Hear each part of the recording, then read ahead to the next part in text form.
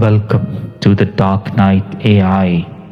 Tonight we plunge into the darkest secrets of ancient I, Rome. Witness a tale of imperial power, a queen's terrifying transformation, and a battle against an evil that refuses to die.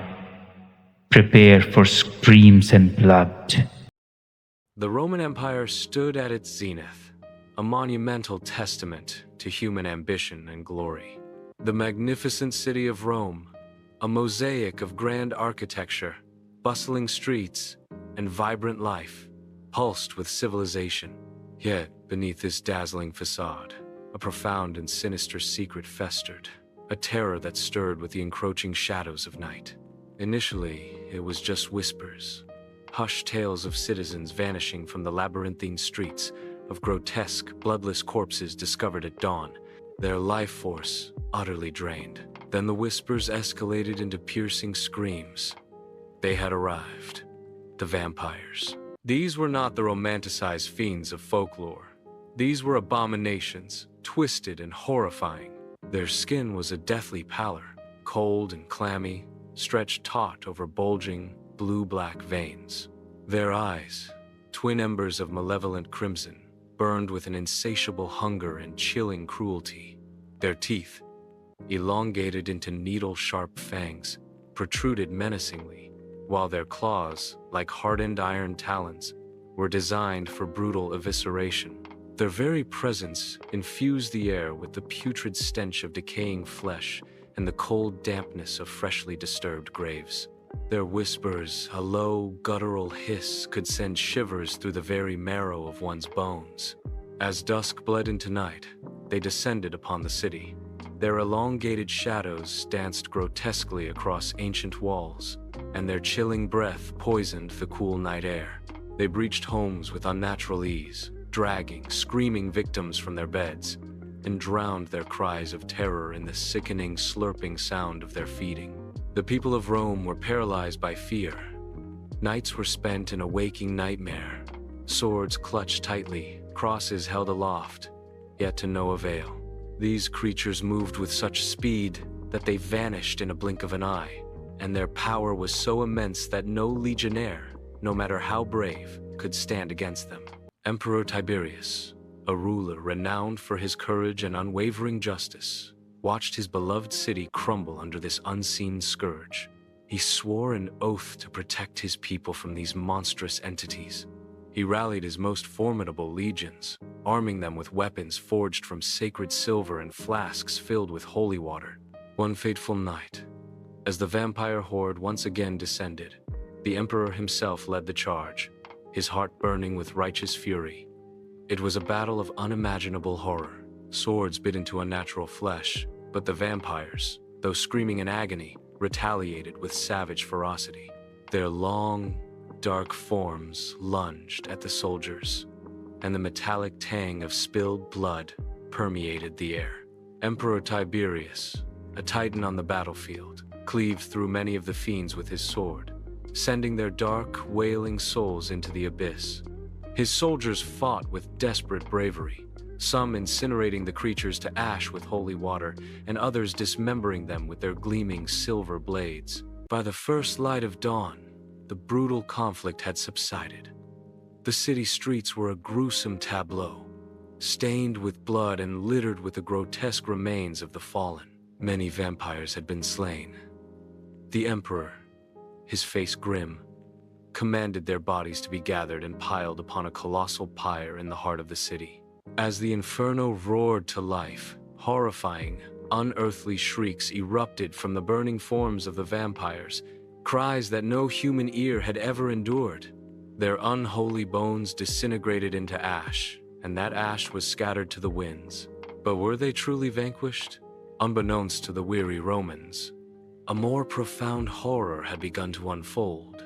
Empress Valeria, Emperor Tiberius's beloved wife, had been among the missing during one of the earlier, chaotic attacks. She was not found among the dead, nor among the living. Days later, a chilling revelation came.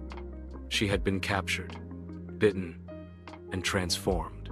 Her royal blood, pure and potent, had not merely turned her, it had elevated her. She was no longer Valeria, but Queen Nocturna, the newly crowned sovereign of the damned, a being of unimaginable power and chilling intellect. From the deepest, darkest catacombs beneath Rome, she began to weave her insidious plan to subjugate not just Rome, but the entire world, turning humanity into her eternal blood cattle. Just as despair threatened to consume the city, a mysterious figure emerged from the scorching deserts of the east. He was Malachi the Desert Seer, a philosopher whose eyes held the wisdom of forgotten ages and whose voice carried the authority of ancient magic. Whispers claimed he commanded jinn, elemental spirits of immense power. Malachi sought an audience with Emperor Tiberius, offering his arcane services. In a hushed, candlelit chamber, Malachi revealed a horrifying truth. "Your ancestors, Emperor," he began, his voice like rustling parchment. "They did not conquer these lands by might alone. They forged a pact with these very creatures, the vampires.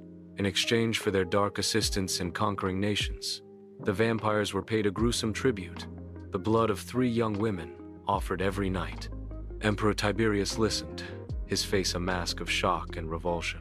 "Ever since you ascended the throne, Emperor," Malachi continued, "this ancient pact, this payment in innocent blood, has ceased. The vampires, starved of their promised tribute, have run out of patience.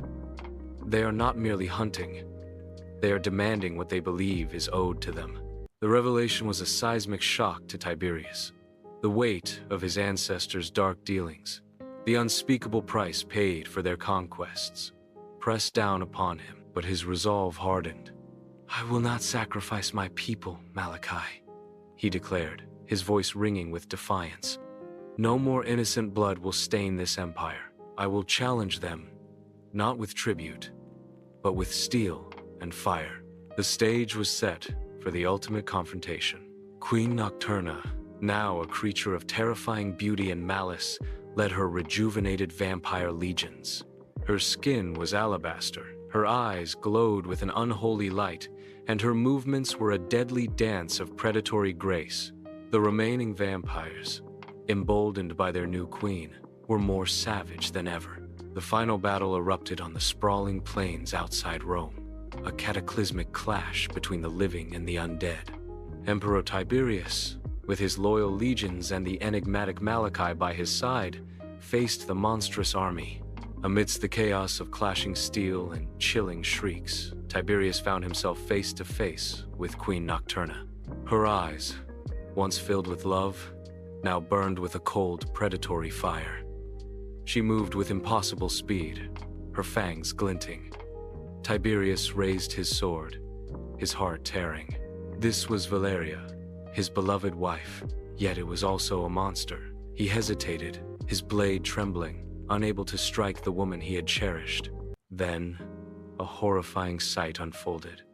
In the periphery of his vision, Prince Lucius, his brave young son, fought valiantly against a pack of vampires.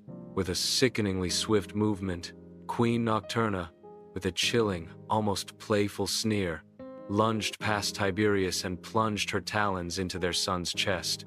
Lucius's cry was cut short as his young life drained away. In that instant, the last vestige of Valeria died within Tiberius's heart. He saw not his wife, but the monstrous Queen Nocturna, the embodiment of pure evil. A roar of unimaginable grief and fury tore from his throat. His hesitation vanished, replaced by a cold, burning resolve. He charged, a whirlwind of steel and vengeance. His legions, witnessing their emperor's renewed, savage determination, fought with a ferocity they had never known. The battle raged, a maelstrom of blood and fire, until, finally, the tide turned. The vampires, though powerful, could not withstand the emperor's unleashed wrath. They were driven back, many destroyed, their queens seemingly vanquished in the chaos. Rome had won a devastating victory, but at an unbearable cost.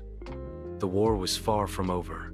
Queen Nocturna's body was not found, and whispers of her escape, her dark essence lingering, began to spread like a plague. The ancient pact was broken, but the shadow of the vampires, and the queen who now embodied their ultimate evil, still loomed over Rome, and indeed, the world. The citizens knew, deep in their bones, that the night would forever hold a terrifying secret, and the war for humanity's very soul had only just begun.